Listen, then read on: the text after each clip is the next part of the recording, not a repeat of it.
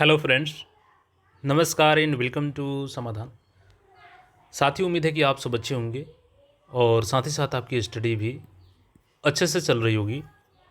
बिहार दरोगा भर्ती 2025 फाइनली देखिए कल आपका इंतज़ार समाप्त हो गया, क्योंकि काफ़ी लंबे समय से आप इंतज़ार कर रहे थे इस वैकेंसी के लिए, दरोगा भर्ती के लिए, जिसमें 1817 पद स्वीकृत था। लेकिन इसमें आपको 1799 पदों पर आई है वैकेंसी। और उसका कारण है कि बाकी के जो 18 पोस्ट हैं वो स्पोर्ट्स कोटा के तहत चली गई है। अब वो स्पोर्ट्स वाले उस पर भर्ती होंगे। तो 1799 पे यहाँ पे आप कोई भी अभ्यर्थी एलिजिबल हैं जो ग्रेजुएशन किए हैं इस पोस्ट के लिए। और एज में रिलैक्सेशन भी दिया गया है। और देखिए, ये एक बात तो तय है आपका कि परीक्षा में ज़्यादा समय नहीं मिलेगा। जस्ट चुनाव बाद आपका एग्ज़ाम आयोजित होगा, तो पूरी अपडेट हम लोग जानेंगे परीक्षा कब होगी आपकी। और देखिए, इसमें एक बदलाव भी किया गया है। देखिए, परसेंटाइल को लेकर के छात्र काफ़ी कमेंट कर रहे थे, सर परसेंटाइल को लेकर के क्या मेंशन किया गया है, क्यों लिखा गया है परसेंटाइल को। तो इस बात को भी हम लोग पूरी तरीके से क्लियर करेंगे, क्योंकि कल देर शाम को ये नोटिफिकेशन रिलीज़ किया गया था और इसे हम लोग ओपन कर लेते हैं। देखिए, पूरी जानकारी यहाँ पे हम लोग देखेंगे इसकी। 1799 पदों पर चूँकि ये नोटिफिकेशन है और इसको देखिएगा तो लेवल 6 का ये जॉब है, ठीक। 4200 ग्रेड पे का ये जॉब होता है।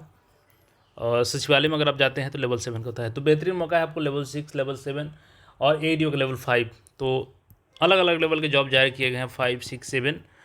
और आपका जो इंटर लेवल का है उसमें तो लेवल 4 हो गया है, चूँकि आपका जो कर्मचारी का पोस्ट है और आपका जो उसमें पंचायत सचिव का पोस्ट है। तो लेवल 4, लेवल 5, लेवल 6 अच्छी अपॉर्चुनिटी है आपके पास सभी फॉर्म के लिए। और जनरली सभी में सामान्य ग्रेजुएशन ही मांगा गया है। तो आप सब इसके लिए फॉर्म ज़रूर भरे होंगे जो भी एलिजिबल हैं। चूँकि देखिए, जानकारी तो हम लोग देखेंगे ही, लेकिन आपकी तैयारी भी अच्छी होनी चाहिए ताकि आप सिलेक्शन ले सके, कंफर्म कर सके अपना सीट। इसके लिए आपको बता दें कि साथियों, बिहार पुलिस और दरोगा भर्ती के लिए अग्रवाल बुक के तरफ से यहाँ पे स्टडी पैकेज जारी किया गया है, जिसमें सामान्य अध्ययन, हिंदी भाषा, गणित। और मुख्य विशेषता है कि इसमें बिहार दरोगा के पाठ्यक्रम तथा विगत वर्षों के पेपर्स के आधार पर थ्योरी तैयार किया गया है, जिससे आप इसमें 1000 प्लस अध्यायवार महत्वपूर्ण तथ्य शामिल किए गए हैं, जिससे आप अपनी तैयारी को बेहतरीन कर सकते हैं। पूरे देखिएगा यहाँ पे तो चैप्टर वाइज यहाँ पे थ्योरी दिया गया है। थ्योरी पढ़ करके अगर आप इसका टेस्ट लगाना चाहें तो अग्रवाल बुक की तरफ से ही, अग्रवाल एग्जाम कार्ड की तरफ से यहाँ पे 25 प्रैक्टिस सेट मिल रहा है और 5 सॉल्व पेपर्स मिल रहा है, जिसमें 2019 से 2023 तक शामिल किया गया है। और इसकी खास बात यह है कि अगर इस बुक से तैयारी करते हैं तो बिल्कुल आप पैटर्न पे पकड़ बनाएंगे अपनी, और जिस तरीके से एग्जाम में प्रश्न पूछा जाता है उसी हिसाब से यहाँ पे सेट्स आपके तैयार किए गए हैं। तो यहाँ पर देख सकते हैं जो 25 सेट है, इसको आप परचेज कर सकते हैं, लिंक डिस्क्रिप्शन में है। तो जाइए परचेज कीजिए, अपनी तैयारी को बेहतरीन कीजिए। देखिए, इसमें आपको एज में छूट भी दे दिया गया है, चूँकि 1/8/2024 के अनुसार भी अगर आपका मैक्सिमम एज है तो आप इस पोस्ट के लिए एलिजिबल होंगे। देखिए यहाँ पर दिया गया है। और जनरल के लिए, जनरल और सभी कैटेगरी के लिए मिनिमम तो सेम है 20 साल, मैक्सिमम जनरल के लिए पुरुष के लिए 37 साल है, जनरल फीमेल के लिए 40 साल है, बीसी ईबीसी मेल फीमेल के लिए 40 साल और SC/ST मेल फीमेल के लिए 42 साल है। बाकी ये सारी प्रक्रिया तो आप जानबे करते हैं इसमें कि हाइट कितना रहेगा, ये चीज़ें हो गई हैं। अब यहाँ पे जो परसेंटाइल लागू किया गया है इसके बारे में देख लेते हैं। चूँकि यहाँ पे जो आपकी परीक्षा होगी 2 चरणों में होती है, एक लिखित परीक्षा प्रारंभिक होती है और एक मेंस होती है। तो 200 अंकों का यहाँ पे 100 प्रश्न पूछे जाते हैं प्रथम चरण में, और 2 घंटे का ये पेपर होता है। और इसमें देखिएगा तो यहाँ पे देखिएगा अब ये पॉइंट जो जोड़ा गया है, तो प्रारंभिक परीक्षा में प्राप्त अंकों के आधार पर रिक्तियों के 20 गुना सफल अभ्यर्थियों के चयन मेधाक्रम अनुसार आरक्षण कोटिवार किया जाता है। मुख्य लिखित परीक्षा के लिए तो चूंकि यहाँ पे 20 गुना अभ्यर्थियों को भेजा जाएगा, तो लगभग यहाँ पे बात करें हम लोग तो 36,000 के आसपास यहाँ पर रिजल्ट होगा आपका प्रीलिम्स में, क्योंकि 1799 पोस्ट है।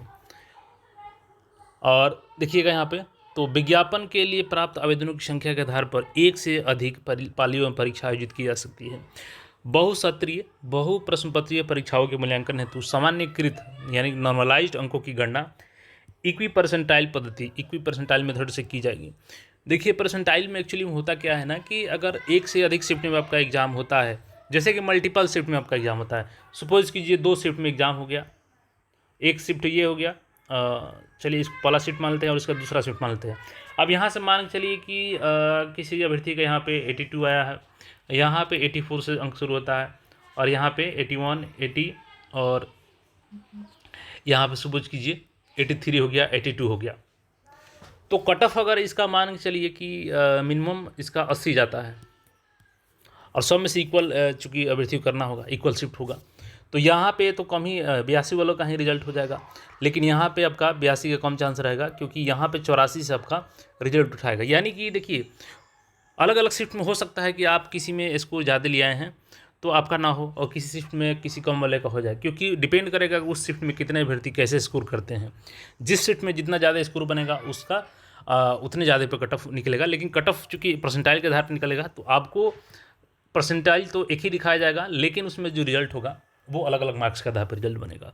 तो थोड़ा सा ये प्रॉब्लम हो जाती है। सीजीएल में भी देखिएगा तो उसमें भी यही मेथड यूज़ किया जाता है। तो चलिए इसको खैर तो आप आपके हाथ में है नहीं, आपको तैयारी करना है, और तैयारी दिसंबर को ध्यान में रख कर करिए, क्योंकि दिसंबर में आपका एग्जामिनेशन पूरी तैयारी है, क्योंकि दिसंबर में एग्जामिनेशन कंडक्ट करवा लिया जाए चुनाव बाद। तो चूँकि प्रीलिम्स होगा, प्रीलिम्स के बाद तो और कम समय मिलता है आपको मेंस के लिए, तो तैयारी अभी से आपको करनी होगी।